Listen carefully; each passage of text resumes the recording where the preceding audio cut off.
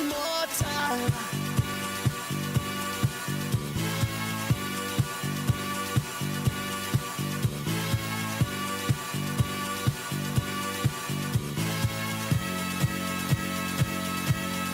One more time.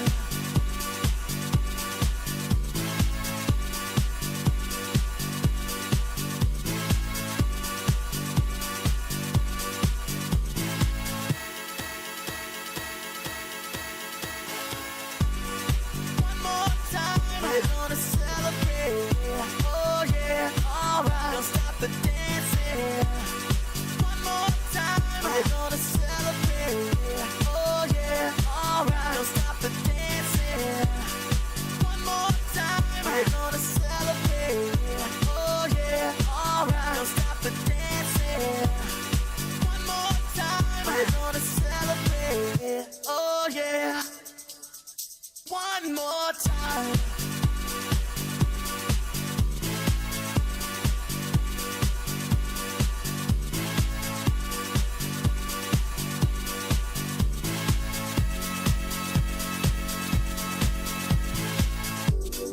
One more time. We're gonna celebrate. Oh yeah, alright. Don't stop the dancing. One more time. We're gonna celebrate. Oh yeah, don't stop the dancing. One more time.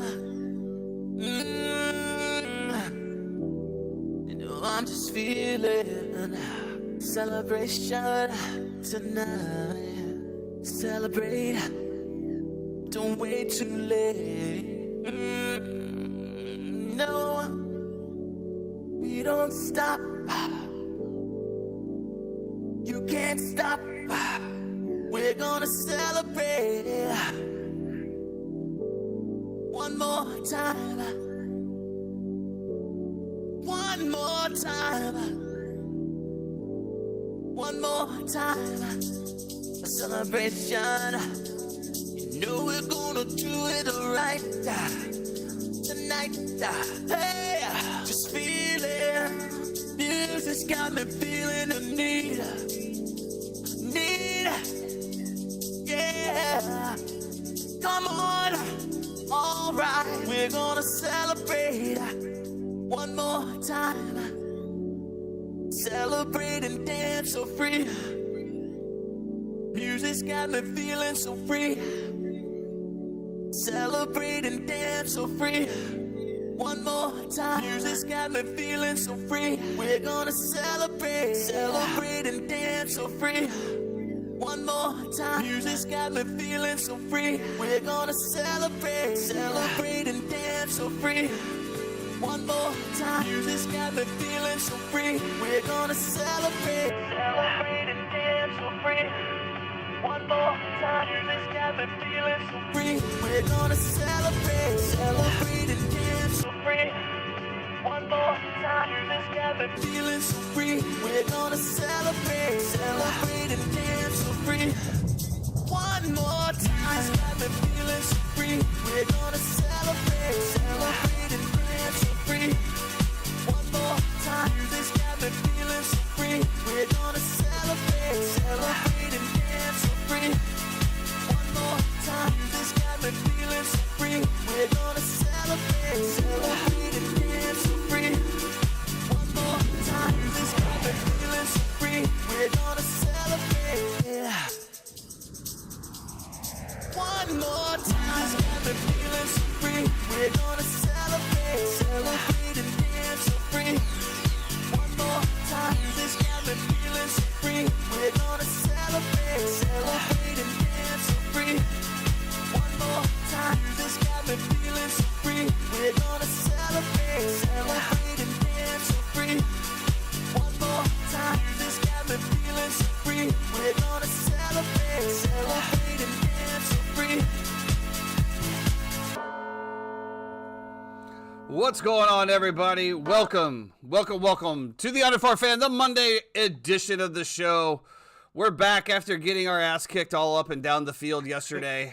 Yeah, all that to break down, but much more. We're actually a little bit, quite weirdly positive today after that week. I know Jeffrey's got a big plan to hit the golf links a little bit. That always helps. Yeah.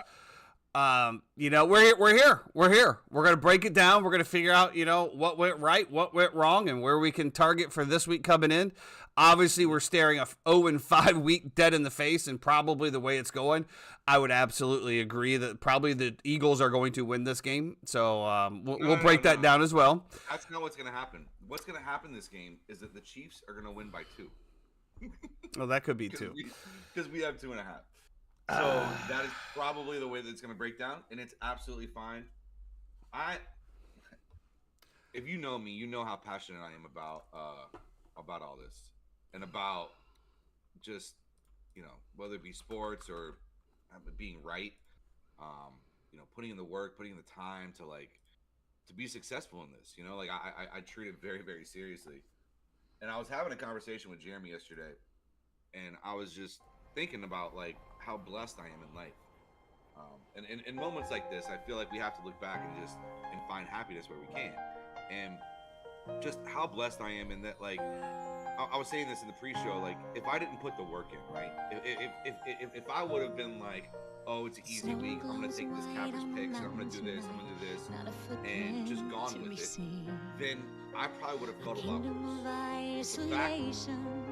The fact that I put in the time, I put in the work, the model said these things, and it didn't happen. It is what it is. I gotta take solace in the fact that I trust myself, I trust my formula, and Mama said there'll be days like this, Mama said there'll be days like this, there'll be days like this. Be the good girl you always have to. Sometimes you just gotta let it go. Don't let them know. I can't hear the song that's playing in the background. Well, I'm just gonna let you know, it's definitely little Elsa. I do hear you playing some music.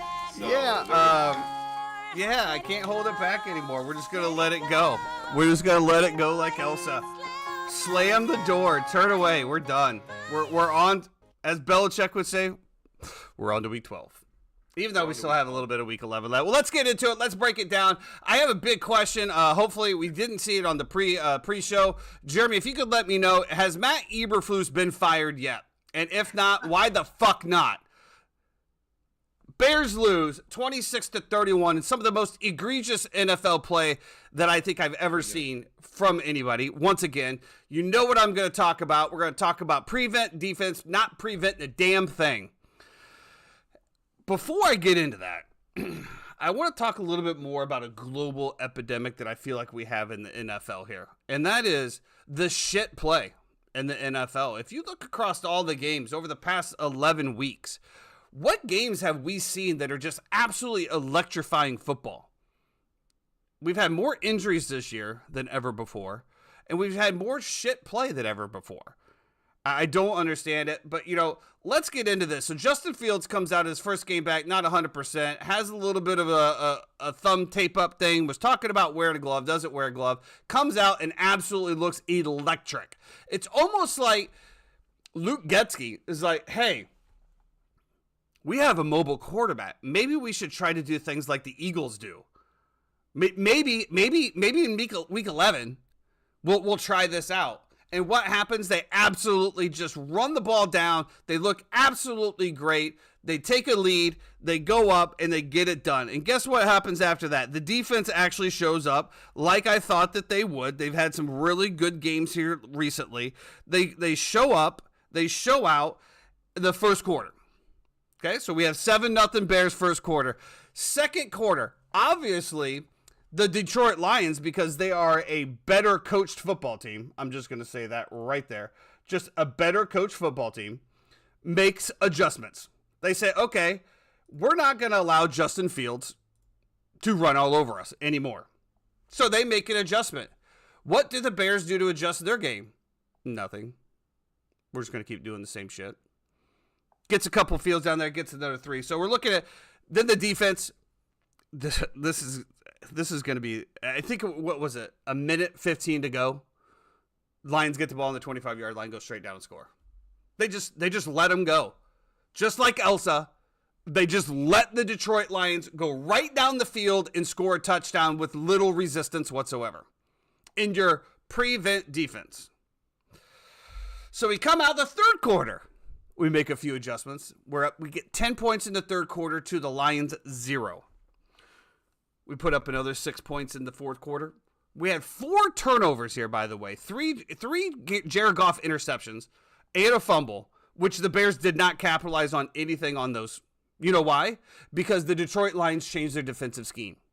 They stopped them. They stopped Justin Fields once again. And Luke Getsy has no answer. It was 3.5 minutes to go. Bears are up by 12. I put it out there to my friends, my family. The Bears are going to lose this game. You can see it 100% down on the field. They get the ball back. They allow the Detroit Lions to go the entire length of the field in 45 seconds to get a touchdown. That gives us the ball back at 2 minutes and 30 seconds to go. Lions have all 3 timeouts. So what does the Chicago coaches do? They go right back into pussy mode. Yep, I said it. I don't care. I'm hot. This is absolutely egregious. We're going to just run the ball, not out the side with Justin Fields. Not an option. Not an RPO. No, we're just going to run the ball right up the middle where the Detroit Lions have now stacked 8 people in the box 3 straight times for a total of 2 yards to give the ball back to them. They took off 15 seconds off the clock, give it right back to Jared Goff, and guess what happens once again? They go right down the field on Matt Eberflus's prevent defense, because guess what? As the head coach, you are the defensive coordinator right now. You're absolute dog shit.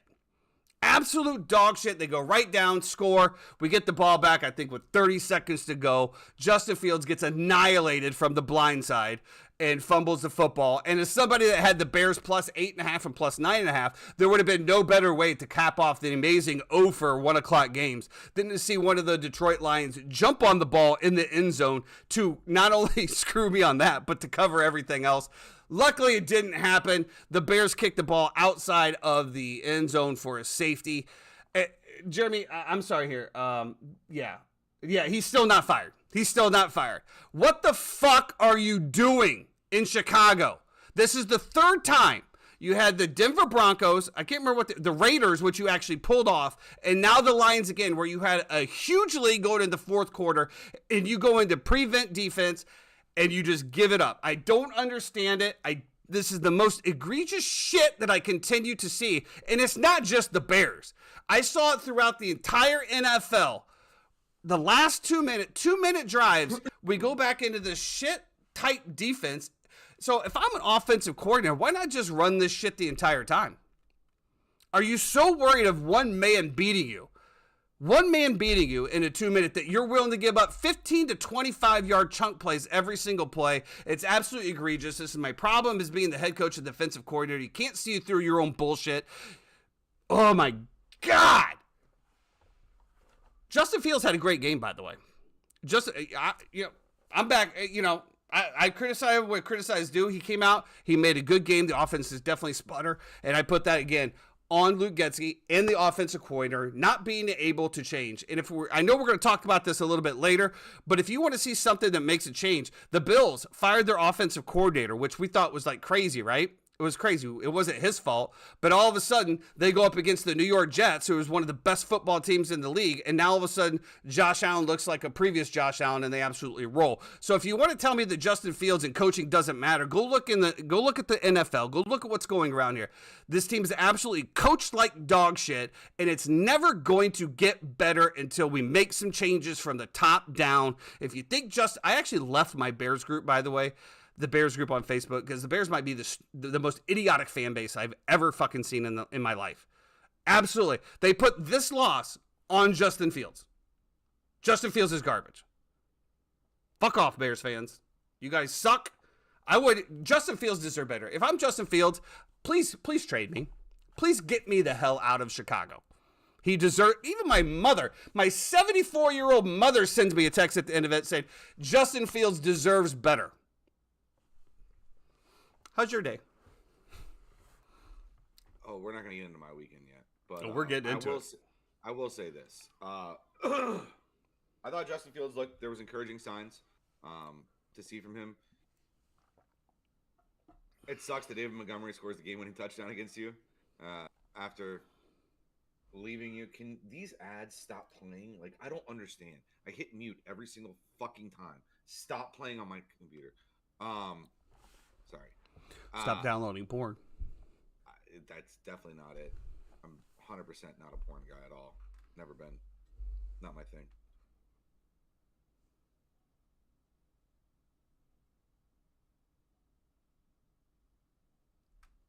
I thought there was encouraging signs from Justin Fields and the Chicago Bears.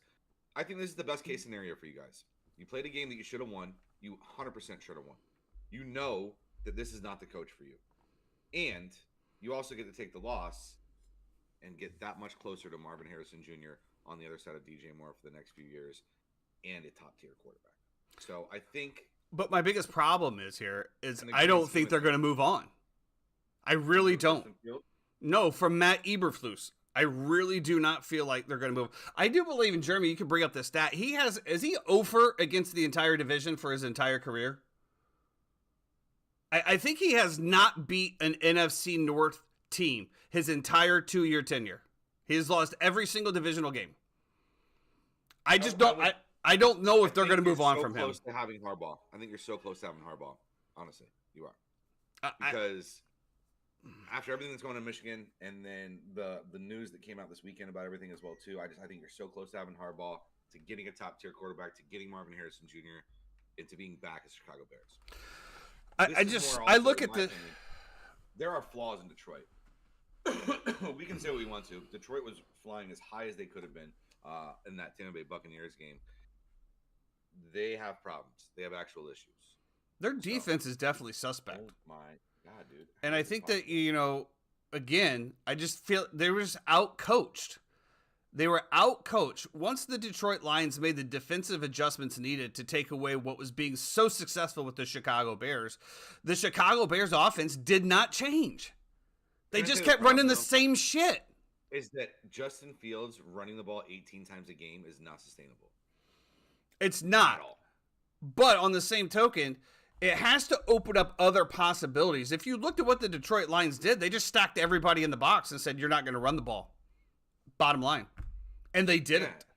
And they didn't. The only time that they had success was when Justin Fields was running the football. It's crazy. So like that shot to DJ Moore was so good too. Like that shot to DJ Moore is like, oh my God, this kid has all the tools. He definitely does. He just needs a coach. coach.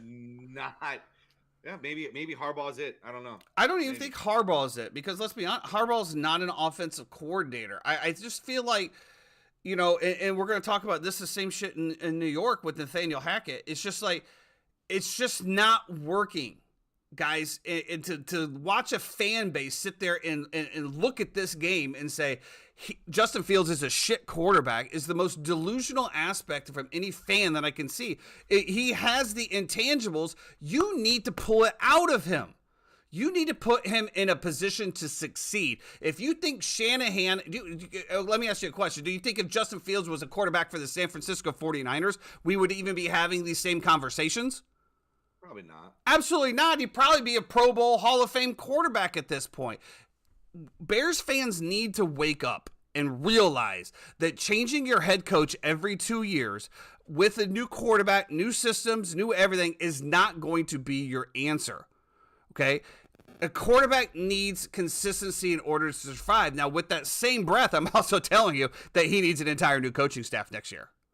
But he needs one that's going to stick. He needs somebody that's proven. And yes, that's why I would throw my name behind a Harbaugh. You get a Harbaugh, maybe even bring in Eric Bellamy, because, who knows if he's even going to stay in the Washington regime when that shit goes to hell at the end of the year. Who knows if he's going to stay. About Belichick going to Washington, too. I hate it. Like, just make the enemy head coach. It's absolutely ridiculous. We got to move on from the Bears, though. No, we don't. For 20 minutes. Yeah, we do. No, we don't. We're 20 minutes in. And I have a tea time. 12:42. Well, we will end at 12 o'clock. No, what would you like to move on to? Go ahead. Whatever's next. Stop playing ads. What do you even have on? I have ESPN up, and first of all, ESPN is no longer the sports network; they are the ad network. They've Any always video been that you that. click on on ESPN has to play an ad first. It's absolutely ridiculous. I pay for ESPN Plus. I like it when right? you're looking for a 10-second clip, but it gives you a minute ad. So stupid, dude. I'm Just to wrap this up about Chicago Bears, and Jeffrey's ready to move on to the Bucs and what the hell happened out in San Francisco. Bears fans, well, we're going to relax. All right, Justin Fields can be your guy. It does no good to bring in a Caleb Williams, who, okay, yes, has had some success. You've seen the exact same throws. College success does not automatically equal NFL success. Ask Trevor Lawrence. It's a tough league. Get the people to surround the people that you have. Build your trenches. Build your support. Go get him another weapon and see what happens after that. So ask Stetson Bennett. The Tampa Bay Buccaneers go out to the 49ers and get, well, the score to me looked a little lopsided, 14-27. I thought it was a lot closer than that. Honestly, I took a step back because obviously I was looking for, something else to happen. I thought Baker played a pretty damn good game. He had a couple of things that was wrong. I thought he made a couple great throws. I mean, he looked like he was hitting the knees, right where it was, man. But when you have a quarterback on the other side that we talked about put up a perfect passer rating, it's going to be tough. Yeah. It's going to be tough. 58.3 is the passer rating for Brock Purdy today. I mean, that's it. That's a tough one. I don't know what to say. I was at work when this game was going on, so I didn't get to see a lot of it. But from what I took away was that we couldn't run the ball with Rachaad White. We were one-dimensional. I am going to say this, and Frank Burgo, I hope you forgive me. 49ers are my most hated team in the NFL now. I hate the 49ers. Is it the LeBron James syndrome? Maybe. The super team. Maybe. It just doesn't seem, and I'm not going to use the term fair because you want to do. They've done everything that they are supposed to within the parameters. But they literally have an all Madden defense. Like, they have like a creative defense on Madden that you make. And it just, to me, is fucking bullshit, bro. And I can't stand it. And the fact that they can do all this because they got so fucking lucky with Brock Purdy as a 7th-round pick. He's like the lowest paid starting quarterback in the history of the NFL. I looked it up yesterday. I think it's $974,000 a year is what he's making. Absolutely ridiculous. The kid goes for 21 of 25 for 333 yards and 3 touchdowns. And still gets shit on by mainstream media. Sean Munson, if you're listening to this, I just want to say this, okay? You've been trying to trade me Brock Purdy. You haven't offered the Justin Herbert yet, but I know it's coming. But when you continuously talk shit to people and are a complete asshole about things, people don't want to do deals with you. And also, the way that you value your own team as opposed to what everybody else in the league values your team at is not the same thing. You think that every player that you have, like I literally offered you a couple weeks ago, I offered him Christian McCaffrey, Jalen Warren, and Zay Flowers for Tyreek Hill, Mark Andrews, Javonte Williams. Thought it was a very fair trade. As soon as I sent it, he goes, "You must be delusional or drunk if you think I would ever do this trade." Well, let's not spend a whole lot of time on that dude right there. But, some big losses for the Tampa Bay Buccaneers. Jamel Dean, Carlton Davis, and Levante David all get injured during that game. Yeah, we already had a terrible secondary going in, one of the worst secondaries in the NFL, and then we continue to be injured. So, obviously, IU catching that 75-yarder is going to skew these numbers a little bit. A little bit. But I've never been a big Carlton Davis fan. I've always been a Jamel Dean fan since he came into the league. Doesn't really matter in my opinion, though. I thought McCaffrey looked good. I thought Elijah Mitchell looked good. Four carries for 24 yards. The Bucs still have a chance of the playoffs, in your opinion? Of course. We're only one game back of New Orleans for the division. I mean, we're squarely in the middle of the playoffs. And I do think that a veteran team like this will rally and will still compete. We still have Godwin, we still have Mike Evans. We still have they regardless of what you want to say, they love Baker. The team loves Baker. And they rally behind Baker. Hey, whoa! Regardless of what I say, You say you want him to be hurt, but I just wanted to see Trask, but then, obviously when I was sitting in there, I was like, well, do I really want Trask to come into this game with this defense? Then I was like, No. nah, I'm good. And to your point, the Bucs do travel to Indianapolis next week, where there are actually 2-point dogs. And that would be a very interesting performance. The Jacksonville Jaguars put things back together, defeating the Titans 34-14. This was one that Jeffrey sent out to me, saying that he's now going to bench Trevor Lawrence based on what he saw on our fantasy football team. And I immediately said, now that you've done this is going to be the week he absolutely goes off. And he absolutely went off. This was definitely one that we talked about as far as our Circa Picks. We definitely should have hung it up on there. We thought 6.5 might have been a little too much, but the Jacksonville Jaguars just come out and absolutely own this game from start to finish. Will Levis struggles once again. Derrick Henry has just been really quiet this year so far. One of the lowest productions out of a running back, especially to his standards. Derrick Henry has just been unproductive, whether that's the line, just the schemes, because, if you got a rookie quarterback back there, all you got to do is stack the box and try to make him beat you. We saw some flashes against Atlanta when he went off with D-Hop. We haven't seen it since. Jaguars all day, 34-14. Is this the spark that the Jacksonville Jaguars need going into Houston to be able to really compete for that division and get the title? Yeah, I'll definitely be starting Trevor Lawrence next week. It's so funny because Trevor Lawrence played here's what happened, right? I've been a Matthew Berry disciple in fantasy football for a long time. You can go back to me drafting guys like Danny Amendola, Brandon Lloyd, Cordell Patterson. I've ridden with Matthew Berry a lot, and he had Trevor Lawrence on the hate list, and I don't understand it because even TJ texts me and he's like, "Bro, we've literally been talking about Trevor Lawrence is going to ball out all week." We actually said that on the podcast as well, about this was his bounce back game against the Titans. I'm like, I know. And so Sean even sent me a trade for Brock. It was Brock Purdy for Zay Flowers. And I was like, I'm riding with Trevor Lawrence one more week. I got to see if he can do it. What were my literal words? And then I saw Geno Smith pop up on the waiver wire. And, being a mortal lock of mine, I was like, oh, man, I should definitely take the over in the Seattle and Rams game and definitely take Geno Smith to be my starting quarterback. I also had the Ridley combo, and so I felt like I was going to be over leveraged on one situation. I've been burned so many weeks in a row by Trevor Lawrence and Ridley together, and so I'm like, do I really want to be that over leveraged in one situation again when Matthew Berry has Trevor Lawrence on his hate list? Probably not. And so I saw Geno pop up on the waiver. I was like, you know what?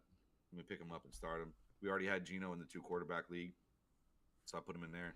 Of course, Geno gets hurt because. Of course. He starts off great. He starts off with a touchdown. Trevor Lawrence looked great, got out of the pocket. He actually ran the ball a little bit as well, too. 2 touchdowns for T-Law. Running. He still can't throw for 300 yards. It's the weirdest thing to me. Obviously, Ridley bounces back. It would have been nice to have that combo with a quarterback and a wide receiver. What an idiot if he didn't start that. I don't know. It's almost like starting Garrett Wilson getting negative points, but what are you going to do? Let's move. Negative points? Oh, yeah. Let's move on to Green Bay, where the Packers take down the Chargers 23-20. This one definitely looks suspect, especially with the Green Bay kicker missing a field goal. He missed an extra point. They come back down. That's terrible. But they get it done. The biggest question here, and all eyes are obviously on the Chargers head coach, which I don't know if you saw the press conference at the end where he basically said, I'm going to continue calling the plays. I know what we practice and what we scheme is correct. So we're going to keep doing it. So you're basically telling me that, Khalil Mack, you're smarter than everybody else. Yeah, they just, wow. I mean, if that doesn't tell you that a coach should be fired right then and there, and that in a nutshell is what I talk about when I talk about the head coach also being a coordinator. There's no voice that says, hey, we need to change it up. Your defense is absolutely garbage. You are the defensive coordinator. It's all on you. I'm sure somebody's going to be clamoring for that head coach job at the end of the year. I don't know who's going to be in it. It could be John Harbaugh. Could be John Harbaugh. Could be Bill Belichick. Jim Harbaugh. Listen, I was on Green Bay in this game. However, I know I am banned from betting a few teams by you, and so I never even mentioned Green Bay. It was so funny. I literally, when I looked at my pick'em card, I took every home team to win this week, pretty much, except for 2, and pretty much every home team won. It was definitely One of a those week. weeks, dude. It was definitely a week for the squares and not the sharps. Let's just say that. I thought Jordan Love looked great. Now he is playing the worst pass defense in the NFL, to be fair. But also 27 of 40, he spreads the ball around a lot. I thought he looked way more confident in the pocket. I love the way he moved it. And Christian Watson sighting. He spreads the ball around to 10 different receivers in the game. So it just didn't matter. He was just hitting who the open guy was. Keenan Allen continues to just be probably the fantasy football steal of any draft that you were in, because he wasn't going that high, and he has it with Justin Herbert, and as long as he stays healthy, it's just absolutely ridiculous. So yeah, I mean, congrats to the Packers here. They get a big win, move to 4-6. They are 3-2 at home, and then a big one coming up this week as well. Moving on to Washington, the Giants come in and knock 4 people out. Can B.O.B. help Bryce Young? Bob? Jeremy, I'm going to assume that was you typing in there, but Bill O'Brien? I don't know. Bill O'Brien? I don't know. What are you? Oh, no, he's answering to Kriko's question over there. So moving on to Washington, the Giants with Tommy DeVito go into Washington and just dismantle them 31-19. Now, obviously, I don't think anybody saw this coming. I definitely didn't like the 8.5. I know that we talked about that. It was just they're 2 bad teams, right? So 2 bad teams, you just don't know which one's going to show up, which one's going to do what, but if you have Saquon Barkley in your fantasy leagues, you are absolutely loving this. Between the touches that he got as far as receiving and rushing, just put up some monster points. Tommy DeVito, now this is one that I talked about going back to 2 games ago or something of that nature. Your expectation of winning is not good anyway.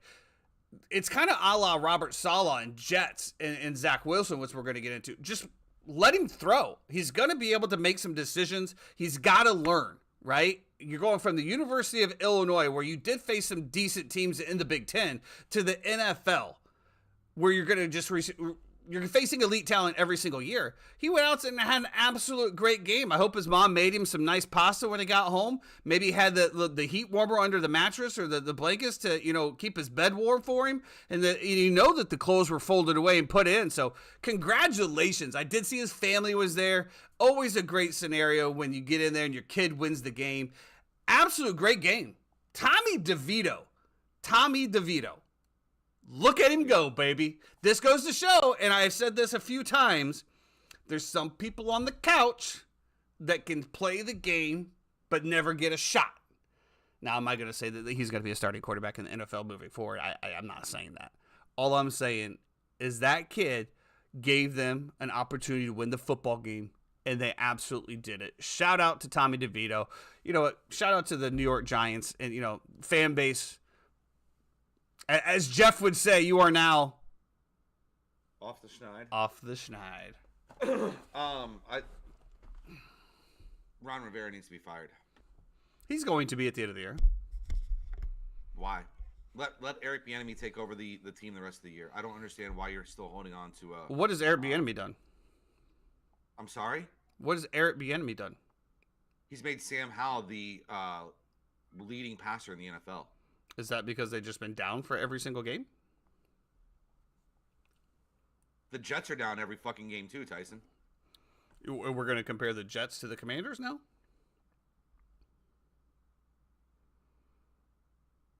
Are you kidding me? No, I'm not. If you look at the what is the Washington Commanders red zone production? Eric Bieniemy has been good as the offensive coordinator for the Washington Commanders. I mean, how many points did they put up per game? You can throw the ball all over the field. If you don't score, it doesn't matter. There's no way. Give me some stats. You put up 19. You put 19 points up against the New York Giants, who have let 40, 50 points be hung up on them. Let's see. After this one, you put up 26 against the Seahawks. I guess that's good. You put up 7 points again against the Giants at some point. You put up 16 against the Falcons. You put up 20 against the Bears. I mean, you put up 3 against the Bills. I mean, what am I looking at? That's all. I'm just saying, it's not like I look at this offense and it's something prolific. Well, I don't really good with what he has to deal. You got Sam Howell. Your wide receivers are Terry McLaurin, Jahan Dotson. Curtis Samuel gets thrown out of the game. You're glad I didn't start him. Good play. I made a last second. I don't know if you saw it. I made a last second switch for Rondale Moore. He had one catch, 48 yards, touchdown. Yeah, no, I mean, for like 16 points in our league. It's crazy. How many points did he put up for you? I think 15.1 or something like that. I'm still going to lose to Sonny. Off of one catch for 48. Yeah. I just don't see a prolific offense. Okay, yeah, you could say more, but I would say that, look at the Jets. And you want to compare the Jets. They have no O-line whatsoever. They have no O-line at all. Their O-line is terrible. Agreed. All I'm saying is you say you want to put Eric Bieniemy as the head coach. I just don't see what the difference is. We all know Riverboat Ron's gone at the end of this year. We know that. It's time. One guy who doesn't believe in analytics at all, Ron Rivera, I mean, at least from what I see, is a dinosaur when it comes to coaching. Give Eric Bieniemy a shot, absolutely. Well, I mean, 100%. All I'm saying is, do you think Eric Bieniemy is getting overridden on offensive calls by Riverboat Ron? Is what now? I'm sorry. Do you think Eric Bieniemy and the play calls that he wants to get called out there in the field, do you think he's getting negated or pulled back from what Riverboat Ron say, no, I don't want to do that? No, I think Bieniemy is still going to be able to call plays. I mean, let's look at the games that Washington has been really competitive in, right? I mean, Philly, both times, they were really good. Seattle, they were really good offensively. I think Bieniemy has been great this year, honestly. So it shocks me that you don't think that Bieniemy has done a good job as offensive coordinator. I didn't say he's not doing a good job. I'm just saying I don't see what the difference is by making him the head coach. He still has full control of the offense. He's still calling the plays. He's still making those calls. I just remember what the narrative was before the year when they were coming in. They said Bieniemy was too harsh on them. Yeah. Perfect. That's what you fucking need. Well, not in this league because they'll just cry baby out of it. No, absolutely not. I mean, look. I mean, 35 points against the Broncos, 31 points against the Eagles, 20 points against the Bears, 24 with the Falcons. Obviously, they can't beat the New York Giants to save their freaking life. But again, 31 points against the Eagles as well too. I mean, there's been blips. I'm just saying. I just don't see. You say fire Ron Rivera now and let Eric Bieniemy take over. Absolutely, see what you have. What would be the difference? That's all I'm saying. What would be the difference? He still has full control of the offense. Let's find out what the difference is. Well, you're going to find out. Well, I don't know if you're going to find out because who knows if he survives as well. That's the only thing. Who knows if he survives as well. But as to your point, the Washington Commanders just cannot beat the New York Football Giants. Shout out to me also for picking up the Giants defense last minute. Still going to lose, but you know what? Still making some moves. That's all we got to do. Now let's get to our first Circa loss. We got to speed it up. The Las Vegas Raiders go into Miami and lose 13-20. Obviously, they do not cover here. This is probably one of the sloppiest games that I've seen out of the Miami Dolphins. I knew we were in trouble when I saw the pregame report and the Las Vegas Raiders decided to not fly in on Friday. They just wanted to fly in Saturday. There was a lot of talk about that as far as these boys mean business. They don't want any distractions. They just want to go down there and focus on football. I still feel like the Dolphins just gave this game away, gave them opportunities to be in it. Obviously, the interceptions, turnovers, and also the missed field goals. But yes, this is one of the things that we've talked about numerous times in our picks, and the fact of, when you hang up this many points, you do have to have a somewhat perfect game in order to cover this or be up by a lot unless the backdoor covers. We lose this game here. But they didn't need a perfect game, and they played much better than the Raiders did. They just didn't convert when they needed to. You have a turnover on downs on the 2-yard line. You have a fumble by the tight end on the 20. You have missed field goals. I think at one point there was 9 possessions that Miami had. They hadn't punted the ball yet. They only had 17 points. Well, I think when we talk about this, we talk about turnovers, missed field goals, giving the ball up. That's what I would call a perfect game. Being able to play to the standards and no turnovers would be a perfect game. But I think you understand what I'm saying. Not necessarily an absolute perfect every catch made, but just the mistakes that were made are not typical of the Miami Dolphins unless they're playing a good team, which the Raiders are a decent team, but they're not a good team. Let's just say that they just fired up, and I think they wanted it a little bit more. That's all. Tua looked off. I don't know what it was, but when he's missing throws by 6 inches to a foot, and that's what really matters in the NFL.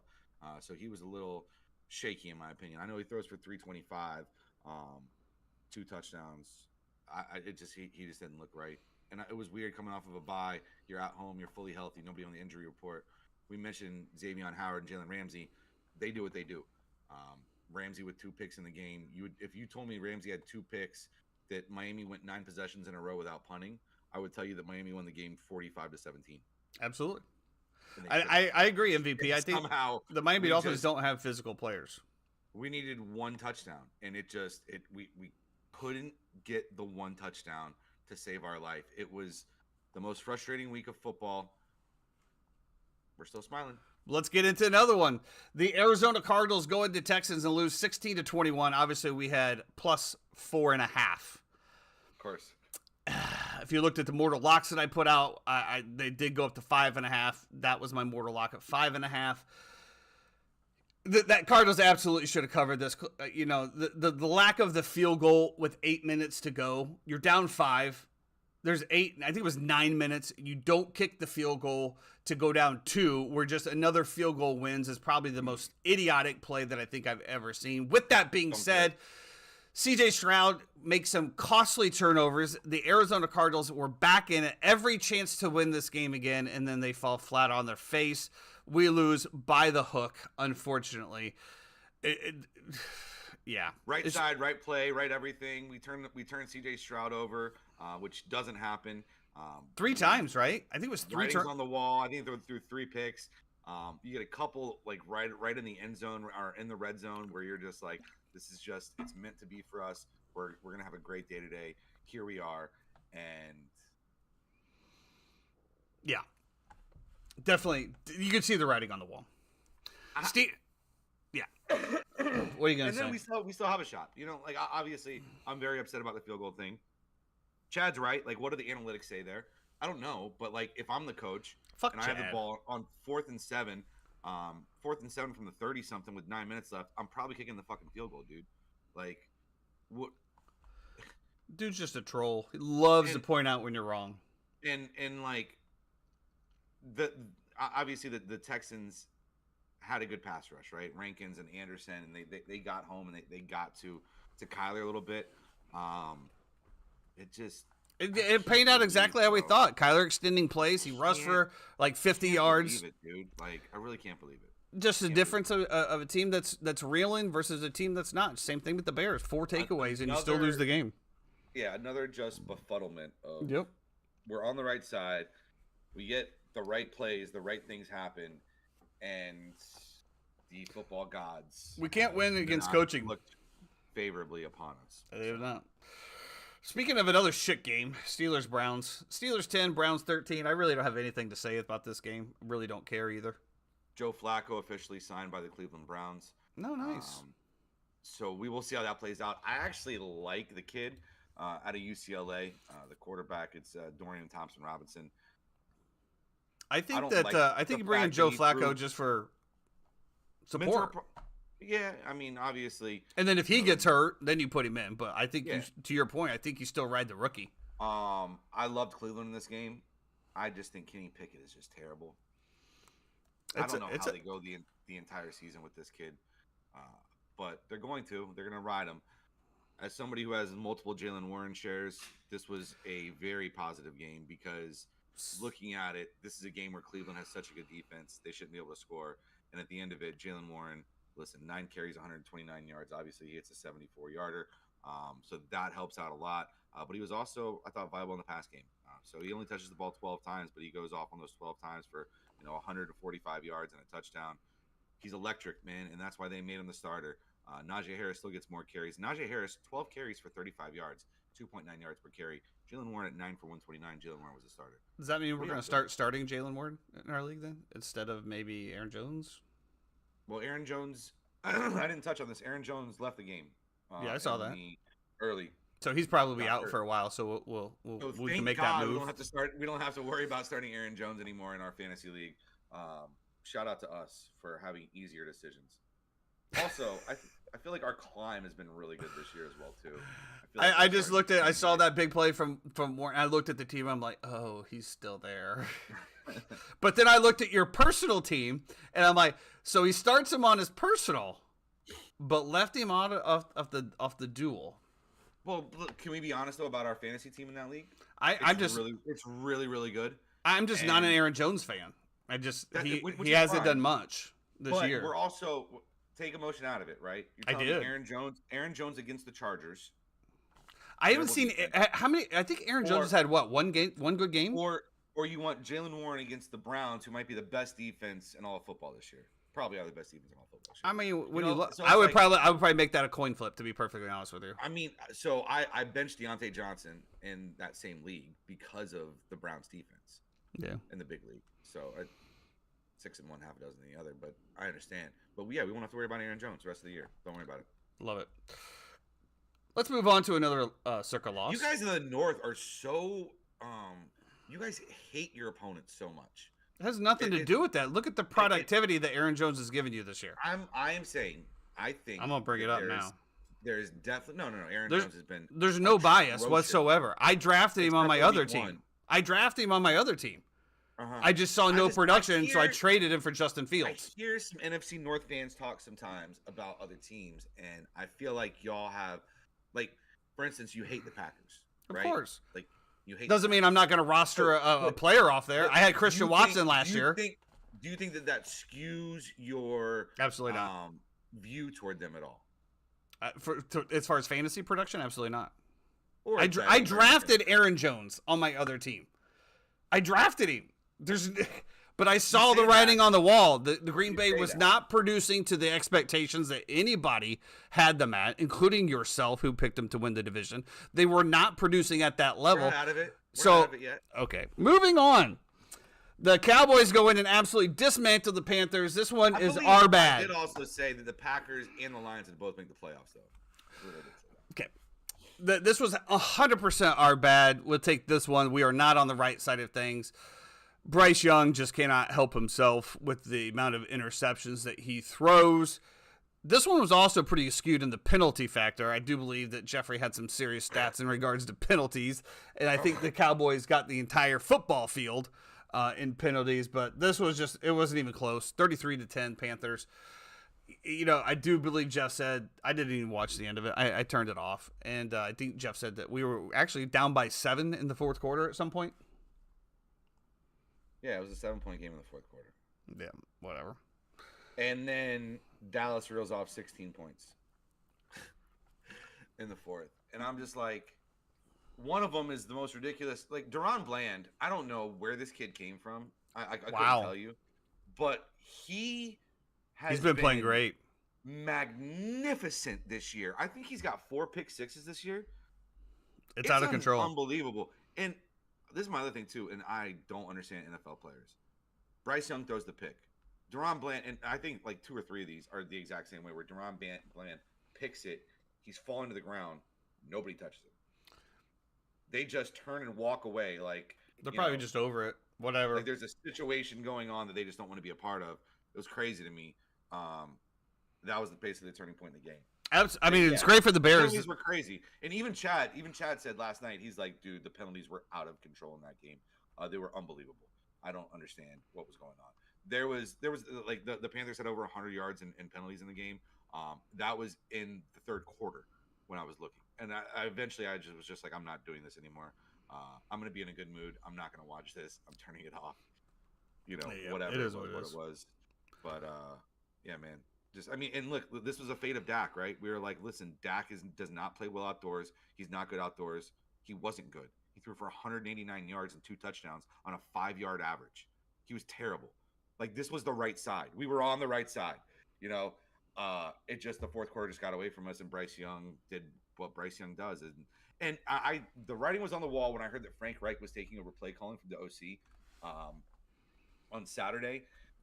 And Frank Reich is a terrible coach. He runs no motion. He does not get Bryce Young out of the pocket. He leaves him in there to try to throw over guys who are a foot taller than him.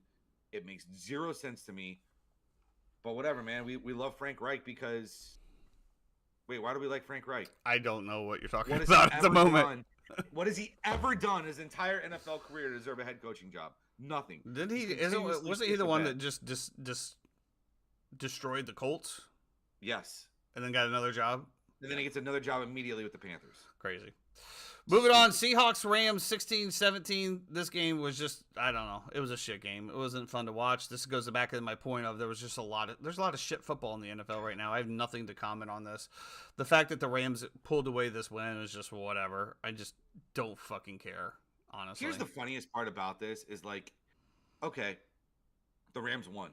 And you would think the Rams were the underdog in this game, right? I think they ended up being favored by one. They were 1.5-point favorites. Yeah. So you took the Seahawks. You fucking won. You scumbag pieces of shit. The Seahawks are so terrible. They're so bad. They're so bad, and yet somehow they cover the number. Yeah. And yeah, I need a hug. I really don't have anything to say about this one. Let's get into the Jets Bills. Jets 6, Bills 32. What? I was going to say Cooper Kupp gets hurt.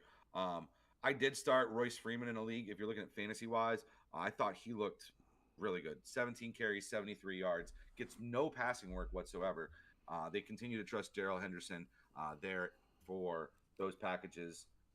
Listen, I think Royce Freeman could be an every down back. I think he's a better back than Darrell Henderson. I would roster him in fantasy leagues if you're looking for somebody. Jets 6, Bills 32. This was definitely a revenge game. You know, we talked about this, about the offensive coordinator being switched and whether that, you know, the big difference or whatever. Well, obviously it did make a difference. The Jets, obviously one of the better defenses, and the Buffalo Bills just ran them up and down the field. You know, I didn't, like I said, I didn't understand the offensive coordinator. I listened to Dan Orlovsky this morning, and one of the better analytics that I like when he breaks down stuff, and he was talking about, you know, meaningful motion and the fact that, you know, they put guys in motion with meanings during this and you know, stuff that they didn't normally do, and it put Josh Allen to where Josh Allen's good, better to read a defense like this. And it obviously worked. So, you know what? I guess that was a good, you know, you can say whatever it is about the Jets. Obviously, the Jets have some serious offensive struggles, which we're going to get into in just a second. But you still hung up 32 points on one of the better defenses in the league. So that's definitely a win for the Bills. My question on the Jets side of things is, when is Nathaniel Hackett just going to just be exposed? All right, you got the Denver head coaching job because of Aaron Rodgers. They wanted Aaron Rodgers out there, so they put you out there. You didn't get that. So then you get kicked out of there. You go to the Jets because of Aaron Rodgers. You don't have Aaron Rodgers. And this offense is absolutely pitiful. I'm absolutely tired of the people calling out and saying, Zach Wilson. You guys don't understand football if you think Zach Wilson is 100% of this problem. This offensive line is absolutely garbage. You have one good receiver in Garrett Wilson. That's all you have. You have, you know, I don't even know if Randall Cobb's even playing. You got Aaron Rodgers people that are on this staff. Obviously, they're going after Devontae Adams once again. But if you really think if you think Aaron Rodgers is running this offense and winning football games, you're out your damn mind. There's a reason he snapped his Achilles 4 plays in, because he was already running for his fucking life. Wake up. I'm absolutely sitting, I just cannot listen to some of these so-called experts sit there and talk about how trash Zach Wilson is. Now, he's not the best quarterback in the league, I'll give you that. But if you think that somebody else is going to walk in here with this pitiful offensive scheme and this pitiful offensive line and compete, you're out your absolute football mind. The Jets have so many issues beyond the quarterback. And, you know, kudos to Jeff, because you said the same thing to start with, that you didn't think that Aaron Rodgers and this team was going to be doing anything anyway, and you were absolutely right. Yeah, it starts and ends with your lines. You can't protect the quarterback, it doesn't matter. It doesn't matter if you have Vinny Testaverde or Chad Pennington or Mark Sanchez out there if you're a Jets fan. It doesn't matter if it's Zach Wilson, it doesn't matter if it's Aaron Rodgers. You cannot protect the quarterback, and he has no time to throw, it doesn't matter. Now, this is another funny game because, right, Josh Allen, 3 touchdowns, 270 something yards. You'd think it was Gabe Davis, Stephon Diggs, It was not. He was only 20 of 32. I thought the Jets defense did play okay. Khalil Shakir, 3 catches, 115 yards. Ty Johnson, 3 catches, 47 yards. That's it. No targets, no catches for Gabe Davis once again. Stephon Diggs, 4 catches, 27 yards. But that is one thing that old Dan Orlowski did point out when it came to that motion for meaning and being able to see the field, being able to see past that first, second reads and getting the ball open and spreading it out to other people. And to your point just right there, that's exactly what they did. They spread the ball to whoever was open and they just dominated. I mean, who got hurt for the Bills? Somebody got hurt for the Bills as well, too. Somebody got carted off in an ambulance. Carted off, yeah. I didn't see who it was, but I don't know. Maybe the 3-time will chop in on that. Can we stop giving Latavius Murray work here? I don't understand. Like, you have James Cook. You gave him 17 carries. He got 73 yards. You gave Latavius Murray 10 carries. He got 35 yards. Stop the madness, please. Stop the madness. I did stop the madness eventually last night. I went to bed at halftime of the Vikings-Broncos game. I did see the Broncos came back and, of course, won 21-20. Naturally, we had the Broncos. What's going on? Thanks for joining us, man. We got the Broncos minus 2.5, so we lose that again to cap. 2. I think it was 2.5. I thought it was 2. No, I think it was 2.5. I'd be happy to look it up here real quick. Doesn't matter. I thought it was 2, which is the exact same as 2.5, honestly. Yeah, it doesn't really matter. They both would have lost anyway. It's just, I don't know, man. It's just pain.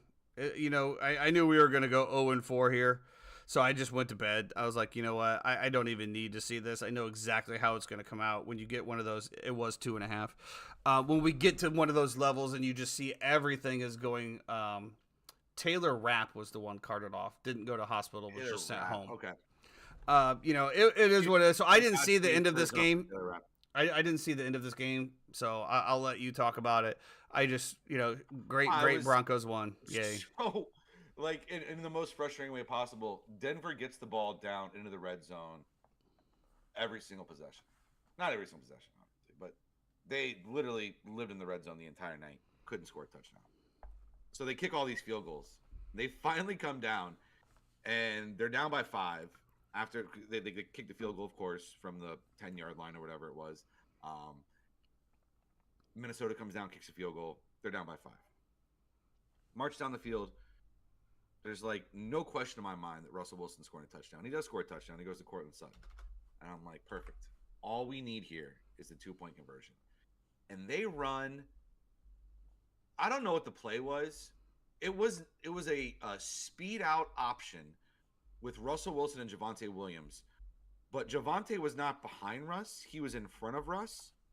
It was the weirdest design play I've seen, where it's there's 2 guys there on the pitch, and Russ still pitches it to Javonte, and he's got no shot to get in the end zone. On the pitch? Whoa! You've been watching a little too much Ted Lasso here. On the pitch? On the pitch. The pitch? Oh, okay. My fault. My bad. On the pitch, anyway, it was a terribly designed play. We lose. Yeah. We lose again. We have 1. The number's 2. We lose again. We had 4.5. The number's 5. Miami couldn't score a touchdown late. We had the Panthers. Obviously a bad pick in the 4th quarter. It was just a bad day. I'm just going to put it out there right now. The Chiefs are going to win by 2.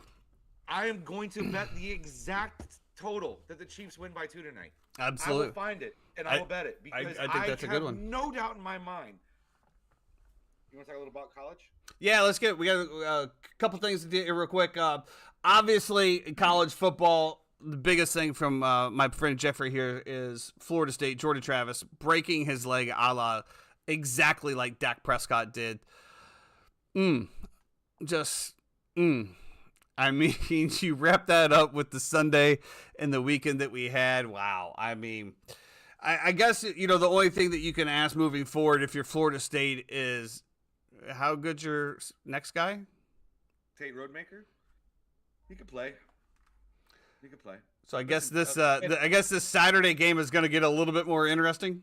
Well, we've already. I think it's two backup quarterbacks against each other as well too in this one. We're watching this together, right?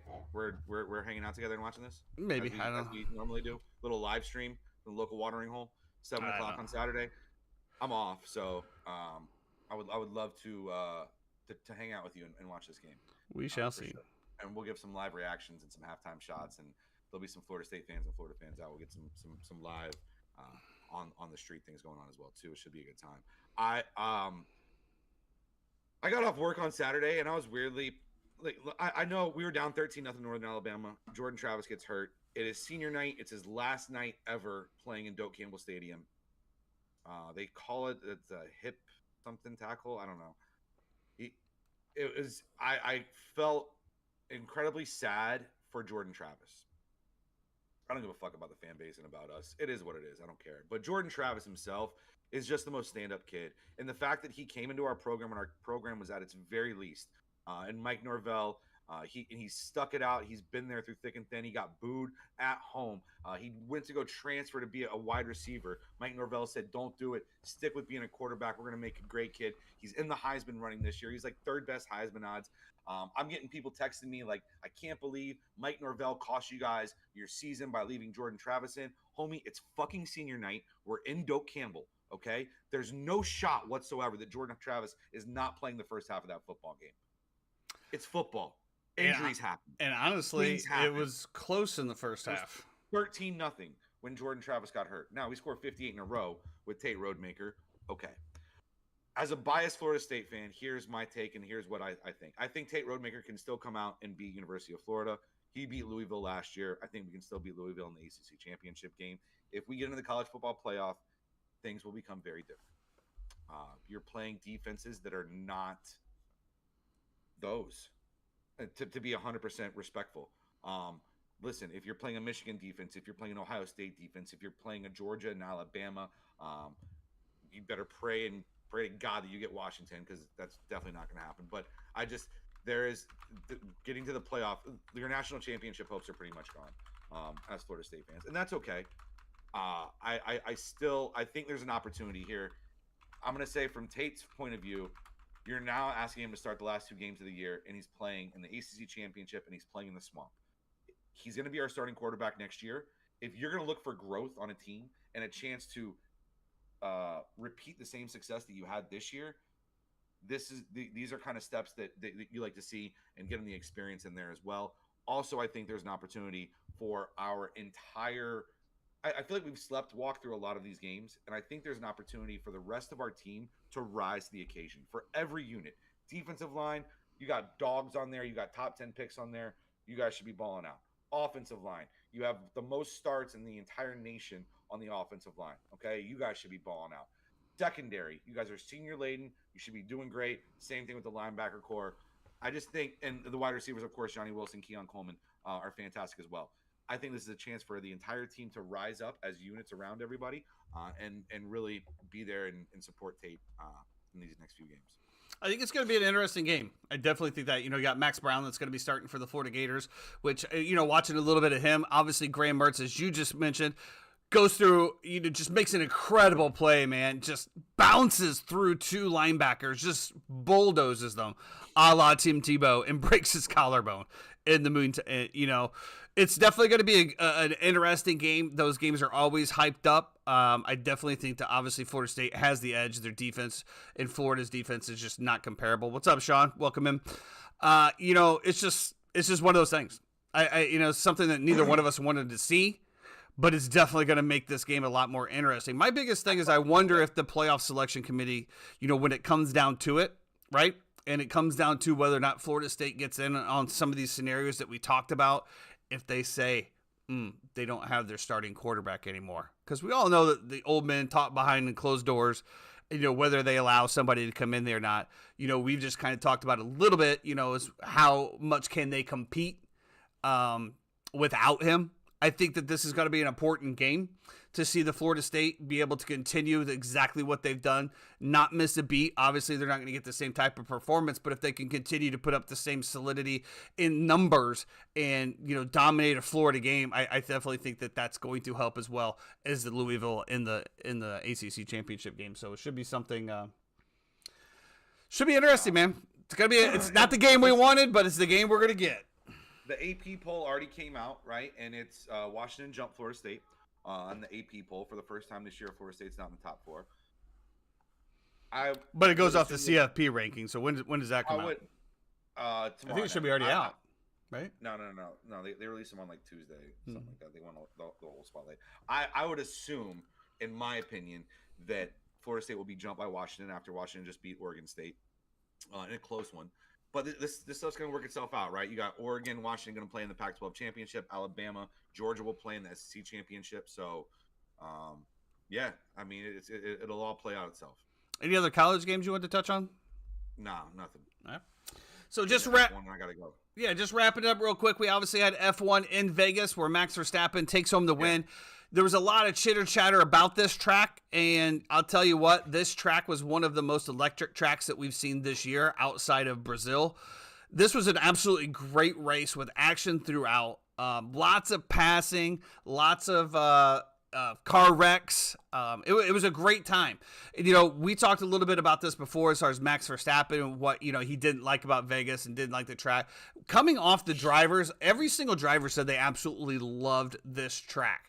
Now, then you'll have, people like Lewis Hamilton and Leclerc that like the showmanship of it. But, I know I sent you a little interview. I'm sure you didn't have time to read it, but listen to it. But Max Verstappen gave basically a 2-minute interview about why he doesn't like it. And he doesn't like it because he doesn't like the parading. He doesn't like all of the celebrities that don't know shit about F1. And he thinks that the way that Formula One is pushing this in the United States, a la Miami, a la Vegas, is more about celebrities and getting celebrities to try to get into it. It's not about real race fans and real racing. And let me be 100% honest with you. I agree with him 100%. He said that, he's talking about the shows that are around, right? Well, when we come to F1, it should be about the racing. It should be about the racing, the qualifying, the times. And he actually went even further to talk about how there needs to be more emphasis on what happens in the garage with the teams. What changes are they trying to make? How are they trying to dial in the cars to give the true F1 fans an actual experience versus showboating all these celebrities and doing all this shit that don't even care about F1 on these events. And this one obviously is the most egregious one, being in Las Vegas, the show capital of the world. It's just kind of like he said, if I wanted to see a show, I would go see a show. I'm here to see F1, not to go see a magician on the streets and things like that. I agreed with them, and I'm sure after you listen to it, you probably will. Checo, obviously, once again, another disappointment. He falls to Charles Leclerc on the last lap again, just like Fernando Alonso. I think I have to agree with my cousin at some point, because watching Max pass Checo with no DRS with absolute ease, I can't imagine how these two cars are the same. I just can't. Charles Leclerc went for it right there at the end. If Checo tries to hold that position, more than likely they probably both crash out. So I can't really blame him for that, but it's just the fact that you can't pull away from him. The DRS was just way too much. Great week for me in fantasy. I was down by 20 points going into this, and I'm now up by 20 points going into the last race of the season. Shout out to me. Shout out to everyone. Looking forward to taking down that league. But what a great track, man. I'm actually looking forward to it next year. I have to go, but I could not disagree with you more. And I am going to be late for my tea time just to make this point.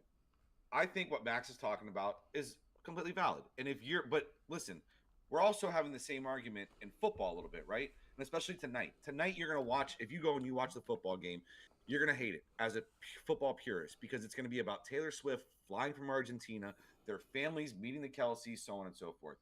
But you love F1, right? And we love football, right? Absolutely. And we want more people to love F1 and to love football, right? And so if we're looking at it from that point of view, then let's appeal to the masses. We're not appealing to the masses, though. The fact that Rihanna is in an F1 garage. Rihanna. No. The fact that Bieber had the checkered flag, right? There's a lot of things that we could say about it. However, exactly. The casual person who never watched F1 before and maybe watched the Netflix show and maybe now likes F1, yeah, absolutely. Embrace those people. Teach them. Educate them. These are people who will pay your bills, who will be there to support the sport. Do you think fans of Machine Gun Kelly are turning into F1 now? I think that as a human being, if you hear something said, you're more likely, if you know something about it, to pop up and be interested. I'll give you Whereas that. opposed to before, if somebody said F1 and you had no idea what was happening, you don't care. You know what I mean? And so I think listen, obviously F1 is trying to appeal to casual fans. Now, I don't know why they made the time that they did. Well, I don't know how you appeal to casual fans also when you charge $5,000 for a race ticket. There was also a guy that posted he paid $1,500 for standing room only, and the entire standing room only, they couldn't even see the track. They had it blacked out. Yeah, I understand what you're saying. I understand. I think there is an avenue where you, as much as we want to hate this and not embrace it, if we want the sport to continue to grow and it's a sport that you love, you have to embrace those people. You have to educate them, and you have to tell them exactly what's going on. And I think that's how you get more. Not by turning your nose up at them and making them feel like they don't belong because they don't know as much as you. Well, that's not the case at all. It's just more of the point of, like, especially when the reporters are trying to talk to them and they just snub them. Like, if you saw some of the videos, you'd understand. Just watch that video. Just watch that video. I don't care. But what, if the reporter walks up to Shaquille O'Neal to go talk to him, and Shaquille O'Neal just says Lewis Hamilton and walks away, and then the reporter then, like, makes it seem like Shaq's an asshole? No, like, it's nothing like that. It's more of the ones I was that... watching the Sky Sports stuff where they were walking up to people, and they just literally walk right up to you, and there's no pre-thing of like, hey, we're gonna take a few minutes. You're walking directly up to somebody who's a international celebrity, trying to get them to speak. I don't know. I don't vibe with it. Whatever. All right, that's going to do it for us today on the Uninformed Fan. Jeffrey's going to go out and get a tea time. We will see you back here on Wednesday. A lot of games this week. We got Thursday Thanksgiving coming up. We got the Black Friday game. We got a lot of stuff going on. We don't know exactly what's happening with Circa. We'll see what happens with that. We should know today. After the weekend that I had, this is a course that I'm playing today that is breakable 80. Okay? And I haven't played golf in 3 months. 100. We're breaking 80 today. Okay. Putting it up there. I'll put $5 as you break 100. I will give you that. I will take $5 that I do not shoot over 100. I'm saying that you don't shoot over 100. I'm trying to give you some props here. That's going to do it for us today. We'll be back Wednesday. Just got a tea time. Sometime you have to help himself. We will see you back here Wednesday. Everybody have a great day. Stay out of the left-hand lane, please. Be great.